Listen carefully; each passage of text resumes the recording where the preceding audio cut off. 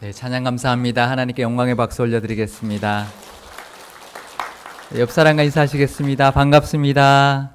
축복합니다. 사랑합니다. 네, 우리는 부활절기를 맞이하여 부활에 대하여 우리 함께 말씀을 보고 은혜를 나누고 있습니다. 저희 교회가 항존직 선거를 진행하고 있는데요. 그래서 직분자는 어떠해야 하는지를 말씀으로 우리 함께 살펴보고 우리 모두도 예수님의 좋은 일꾼으로 다시 회복될 수 있기를 바랍니다. 항존직은 교회가 이 땅에 있는 동안 항상 존재해야 하는 직분이라는 뜻입니다. 그래서 임시직의 반대말이기 때문에 목사, 장로, 권사, 집사와 같이 교회의 대부분의 직분이 바로 항존직입니다. 항존직 중에서 집사는 예루살렘 초대교회 때 처음으로 선출하게 되었습니다. 그 배경이 바로 오늘의 말씀인데요. 예수님께서는 부활하시고 40일 동안 제자들에게 나타나셨습니다. 그리고 승천하셨는데 예수님이 당부해 주신 그 말씀대로 제자들은 마가의 다락방에서 성령님을 기다리면서 함께 모여 기도하고 기다리고 있었습니다. 이때 함께 모였던 제자들의 수가 120명이라고 사도행전은 기록해주고 있습니다. 오순절날 드디어 성령님께서 강림하셨고 성령의 충만함을 받은 제자들이 각 나라의 방언으로 복음을 전하기 시작하였습니다. 그때 단연 돋보였던 제자가 있었는데요. 누구였을까요? 베드로였습니다. 오순절날 베드로는 한 번의 설교로 3,000명이 세례를 받고 교인이 되었습니다. 사도행전 2장 41절에서 42절의 말씀을 제가 읽어드리겠습니다. 그 말을 받은 사람들은 세례를 받음에 이날의 신도의 수가 3,000이나 더하더라. 그들이 사도의 가르침을 받아 서로 교제하고 떡을 떼며 오로지 기도하기를 힘쓰니라. 이렇게 초대교회는 3,000명이 넘는 교회가 되었습니다. 교인들은 사도들의 가르침을 받았고 서로 교제하고 음식을 나누면서 함께 기도했습니다. 그러자 믿는 사람들의 숫자가 점점 더 날마다 더해 갔습니다. 그리고 난 다음에 또 한 사건이 있었는데요. 베드로와 요한이 기도의 시간에 성전에 올라가다가 태어날 때부터 걷지 못하는 한 사람을 성전 미문에서 구걸하던 사람을 보게 되고 그 사람에게 예수 그리스도의 이름으로 명하노니 일어나 걸어라 라고 말하면서 그 병을 고쳐주었습니다. 그 장면을 본 사람들이 몰려들기 시작하였습니다. 그래서 베드로는 또다시 솔로몬 행각에서 설교를 하였는데요. 그때 또 예수님이 엄청나게 예수님을 믿는 사람들이 생기게 되었습니다. 몇 명이었을까요? 남자만 5,000명이었습니다. 한번 설교하면 이 정도씩 한 3,000명씩 세례받고 5,000명 세례받고 그래야 되는데 그죠? 사도행전 4장 4절 말씀을 제가 읽어드리겠습니다. 말씀을 들은 사람 중에 믿는 사람이 많으니 남자의 수가 약 5,000이나 되었더라. 이렇게 해서 예루살렘 교회는 금세 교인의 수가 7,000명, 아마 여인들과 아이들까지 더하면 아마 10,000명이 넘는 정도의 아주 대형 교회가 되었습니다. 그렇게 교인의 숫자가 많아지자 오늘 본문 1절을 보면 교회 내에 갈등이 생기기 시작하였습니다. 사도행전 6장 1절의 말씀을 우리 함께 읽어보겠습니다. 그때에 제자가 더 많아졌는데 헬라파 유대인들이 자기의 과부들이 매일의 구제에 빠짐으로 히브리파 사람을 원망하니. 예루살렘 교회에는 두 그룹의 사람들이 있었습니다. 유대인들이었지만 다른 지역에 살고 있었던 헬라 지역에 살고 있었던 사람들이었는데 그 사람들이 예루살렘에 와서 예수님을 믿게 되고 교인이 되었던 헬라파 유대인 교인들이 있었고요. 또 한 부류는 그 유대인들, 그 유대 땅에 살고 있었던 유대인들이 예수님을 믿게 된 유대파 교인, 히브리파 유대인 교인이 있었습니다. 이렇게 두 그룹이 있었는데요. 헬라파 유대인들이 보니까 헬라파 과부들이 구제받는 것에 제외되는 것을 보게 되었습니다. 그래서 히브리파 사람들을 원망하게 되었습니다. 그 이유는 아무리 성령 충만하고 사랑이 가득한 교회라고 할지라도, 초대교회라고 할지라도 인원이 10,000명이나 이렇게 늘어나게 되다 보니까 그 커진 만큼 그 교회의 조직이 따라가지 못했고, 그래서 그 조직을 정비하지 못해서 발생하는 문제였습니다. 그래서 사도들이 모든 교인들을 불러 모아서 그 문제를 놓고 회의를 하게 되었습니다. 사도행전 6장 2절에서 4절의 말씀을 우리 함께 읽어보겠습니다. 12사도가 모든 제자를 불러 이르되 우리가 하나님의 말씀을 제쳐놓고 접대를 일삼는 것이 마땅하지 아니하니 형제들아 너희 가운데서 성령과 지혜가 충만하여 칭찬받는 사람 7을 택하라. 우리가 이 일을 그들에게 맡기고 우리는 오로지 기도하는 일과 말씀 사역에 힘쓰리라 하니, 그 회의 결과를 통해서 구제하고 봉사하는 역할을 할 7명을 선출하게 되었습니다. 이렇게 해서 교회 내에서 사도 외에 새로운 직분이 하나 생겨나게 되었습니다. 처음에는 이 7사람을 집사라고 부르지 않았습니다. 교회가 점점 체계를 잡아가면서 이러한 역할을 감당하는 교인들을 집사, 디아코노스라고 부르게 되었습니다. 사도행전 21장 8절의 말씀을 제가 읽어드리겠습니다. 이튿날 떠나 가이사랴에 이르러 7 집사 중 하나인 전도자 빌립의 집에 들어가서 머무르니라. 그러니까 처음에는 교회에서 이 사람들을 집사라고 부르지 않았는데요. 21장이니까 꽤 시간이 지나고 난 다음에 보니까 이 사람들을 집사라는 호칭으로 부르고 있다는 것을 우리가 볼 수 있습니다.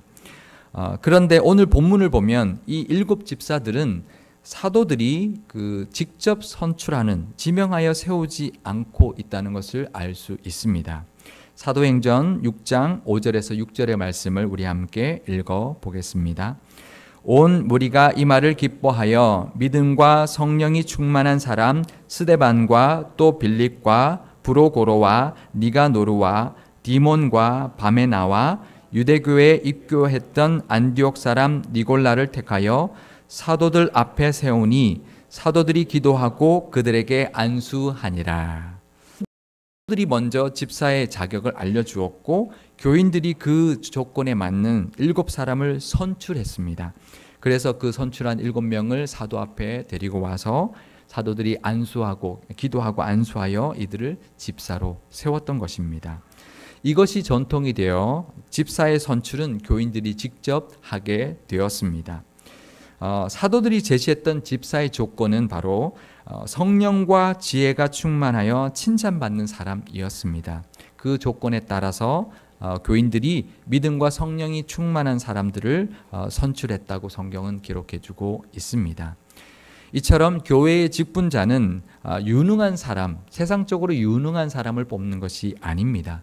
성령이 충만한 믿음이 있는 사람을 뽑는 것입니다. 인간적인 지혜가 아니라 하나님의 지혜를 가진 사람, 하나님의 마음을 가지고 잘 분별하여서 치우치지 않아서 사람들에게 칭찬받는 사람을 뽑아야 합니다. 다시 말하면 신앙이 좋아서 신앙적으로 칭찬받는 사람을 선출해야 한다는 것입니다. 오늘 투표하실 때 믿음 좋고 신실하고 신앙의 본이 되는 사람을 뽑아주실 수 있기를 부탁드립니다.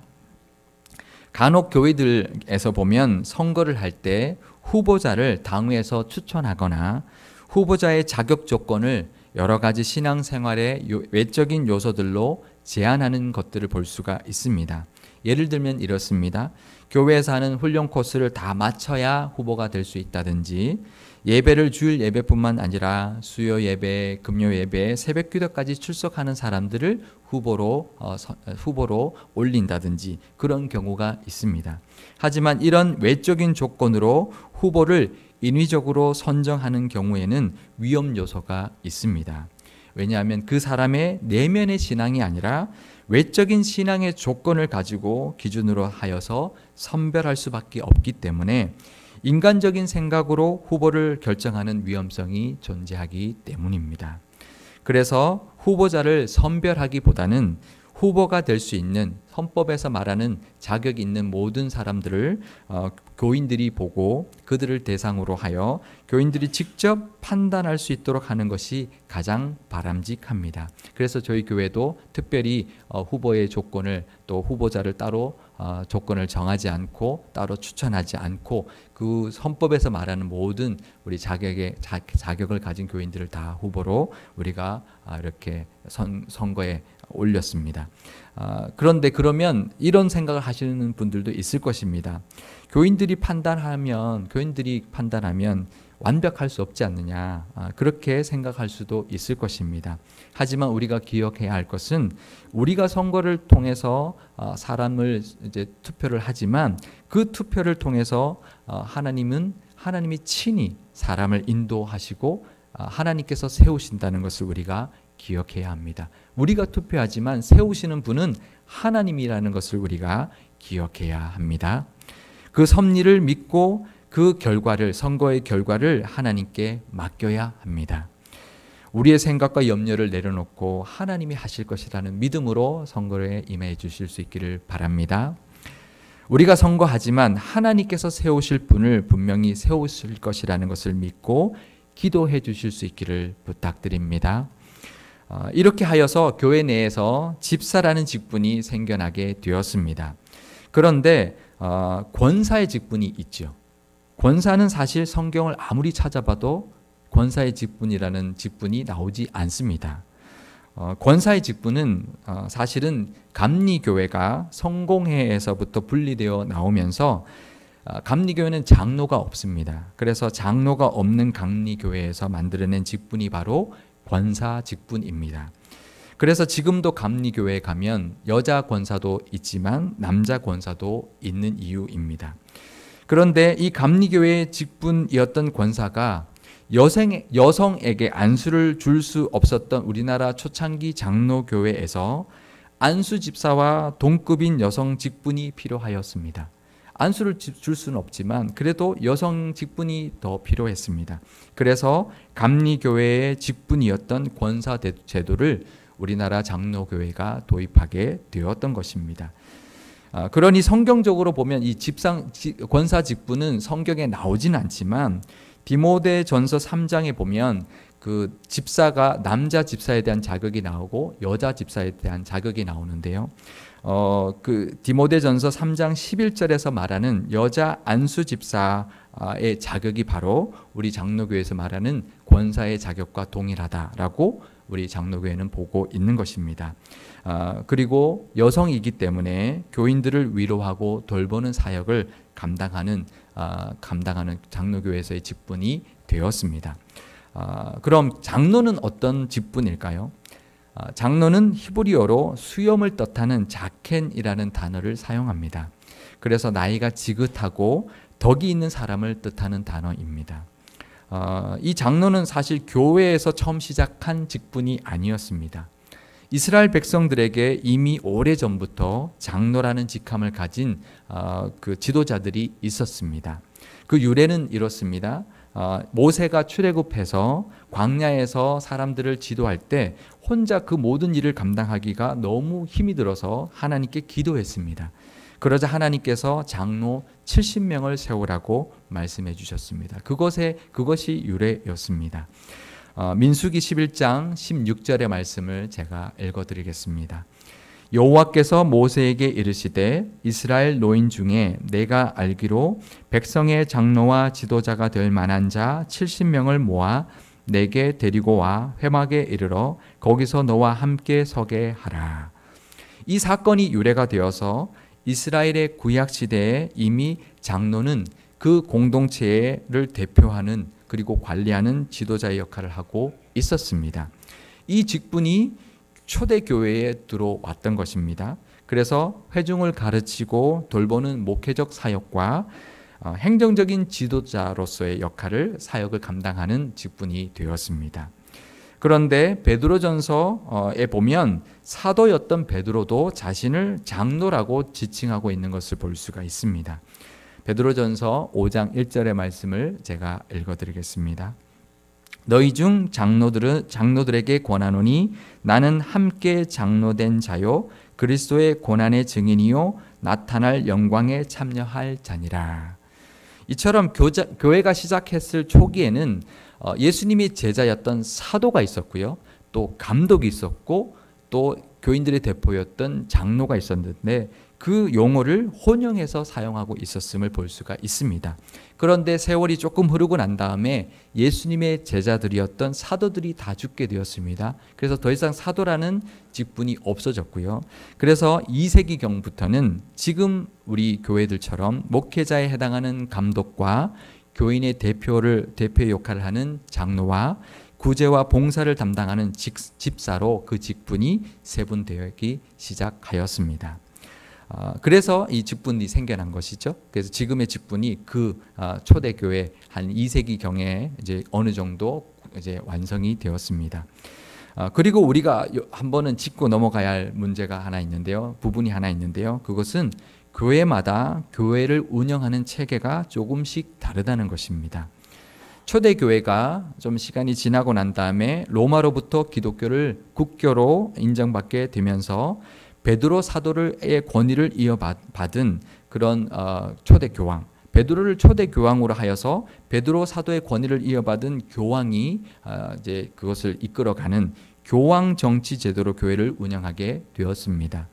그래서 모든 결정권을 교황이 가지게 되었고요. 그래서 그 교황의 신부들을 통해서 신자들에게 전달하는 하향식 구조로 교회를 이끌어가게 되었습니다. 그러다가 여러 가지 문제가 발생하게 되었고 종교개혁이 일어나면서 생겨난 개신교회는 크게 세 가지의 교회 정치 제도를 가진 교회들로 나누어지게 되었습니다. 그 첫 번째 교회는 감독 정치를 하는 교회인데요. 감리교회가 바로 감독 정치를 하는 교회입니다. 감독 정치는 교황 정치와 사실은 조금 비슷한데요. 하지만 그 권한이 교황보다 많이 축소된 그런 감독이 교회를 이제 주관하는 그런 정치 체계를 가진 교회입니다. 두 번째 교회는 장로 정치를 하는 교회인데요. 우리 장로교회가 바로 이 장로 정치를 하는 교회입니다. 교인들이 장로를 선출하고 당회를 구성하게 하고 그분들이 교인들의 대표가 되어서 목회자와 함께 교회를 운영하게 하는 정치 체계가 바로를 가진 교회가 바로 이 교회입니다. 세 번째 교회는 회중 정치를 하는 교회인데요. 침례 교회가 여기에 해당하는 교회입니다. 이런 교회는 교인 개개인이 모두 성령의 인도함을 받아서 동등한 권위를 가지고 회중 전체가 모든 것을 함께 결정하고 교회를 함께 운영해 가는 정치 체계입니다. 그래서 사실은 원래 감리교회와 침례교회는 장로 직분이 없습니다. 우리나라 감리교회와 침례교회 장로가 있을까요? 없을까요? 우리나라 감리교회와 우리나라 침례교회는 거의 다 장로가 있습니다. 왜 그럴까요? 우리나라 교회만의 특징입니다. 다른 나라 감리교회와 침례교회는 장로 직분이 없는데요. 한국 기독교만의 특징인데요. 그것은 유교적인 배경을 가졌던 우리나라 초창기 교회에서 이제 감리교회도 장로를 뽑게 되고 침례교회도 장로를 이제 세우게 되는 그것이 이유가 되었습니다. 그래서 사실은 장로는 우리 장로교회의 만의 특징인 그런 직분이었습니다. 우리가 가진 직분을 다른 교회들이 이제 도용해서 이제 같이 사용하고 있는 것인데요. 그래서 장로 직분은 개신교 중에서 장로 정치를 하는 장로교회의 대표적인 직분인 것입니다. 그러니 아주 소수의 신앙 공동체라고 하면 목회자의 권한이 아주 많은 그런 감독 정치를 하는 교회보다는 장로 정치를 하는 교회가 그 역할을 목회자와 장로가 함께 나누어 가져서 그 권한이 분리되어서 더욱 건강하고 효율적인 그런 교회입니다. 그리고 회중이 모든 것을 함께 결정한다는 것은 그것은 항상 회중들이 다 모여서 모든 것을 결정한다는 것은 참 번거로운 일입니다. 그래서 회중 정치를 하는 교회보다는 장로 정치를 하는 교회가 교인의 위임을 받은 장로들이 교회를 운영해 나가다가 아주 중요한 사항들은 다시 공동의회를 통해서 교인들의 의견을 묻기 때문에 가장 효율적이면서도 가장 민주적인 교회의 모습이 바로 장로 교회의 모습입니다. 그리고 우리 앞에서도 봤던 것처럼 이 장로교회 조직이 초대교회가 가지고 있었던 가졌던 그 조직과 가장 유사하기 때문에 그 초대교회의 조직을 가장 잘 담고 있기 때문에 장로교회 조직이 가장 초대교회답다, 비슷하다라고 우리가 자부심을 가질 수가 있겠습니다. 그래서 우리는 그런 이제 가장 효율적이고 민주적인 조직, 그리고 가장 초대교회와 가장 닮은 조직을 가진 그런 교회라는 자부심을 가지시고 기쁜 마음으로 교인을 대신하여 교회를 운영해 나갈 장로님과 교회의 전반적인 봉사를 감당할 집사님과 교인들을 돌아보고 위로할 권사님들을 교인들이 직접 투표로 선출하게 되는 것입니다. 오늘 이 말씀을 통하여 직분자를 뽑는 우리 교인들이 기억해야 될 것이 있습니다. 그것은 바로 신앙의 본이 되는 믿음의 사람을 선택해 주셔야 된다는 것입니다. 공동체에 유익을 끼칠 수 있고 하나님의 나라에 합당한 사람, 세상적인 능력보다는 믿음을 기준으로 선택해 주실 수 있기를 바랍니다. 그리고 이번 선거를 통해서 피택되시는 분들은 겸손한 마음으로 교인들이 세워주셨고 또 하나님이 부르신다는 마음으로 헌신해 주시기를 부탁드립니다. 아마 여러 가지 이유로 부담이 될 수도 있을 것입니다. 하지만 주가 쓰시겠다 하라라는 그 말씀처럼 하나님이 쓰시기를 원한다는 그 마음으로 그 직분에 임해 주시기를 바랍니다. 그리고 결코 그 직분을 감당하면 하나님께서 손해보게 해주시지 않을 것입니다. 제가 말씀을 읽어드리겠습니다. 디모데전서 3장 13절의 말씀입니다. 집사의 직분을 잘한 자들은 아름다운 지위와 그리스도 예수 안에 있는 믿음에 큰 담력을 얻느니라. 제가 베드로 전서 5장 4절의 말씀도 함께 읽겠습니다. 그리하면 목자장이 다시 나타나실 때에 시들지 아니하는 영광의 관을 얻으리라. 헌신하신 만큼 주신 하나님의 은혜가 분명히 있습니다. 그 은혜를 바라보시고 그 직분을 잘 감당해 주실 수 있기를 바랍니다. 디모데전서 2장 21절의 말씀을 우리 다 함께 읽어보겠습니다. 그러므로 누구든지 이런 것에 자기를 깨끗하게 하면 귀 쓰는 그릇이 되어 거룩하고 주인의 쓰심에 합당하며 모든 선한 일에 준비함이 되리라. 깨끗한 그릇으로 하나님께 귀하게 쓰임받는 직분자들과 우리 모든 교우분들이 다 되실 수 있기를 축복합니다.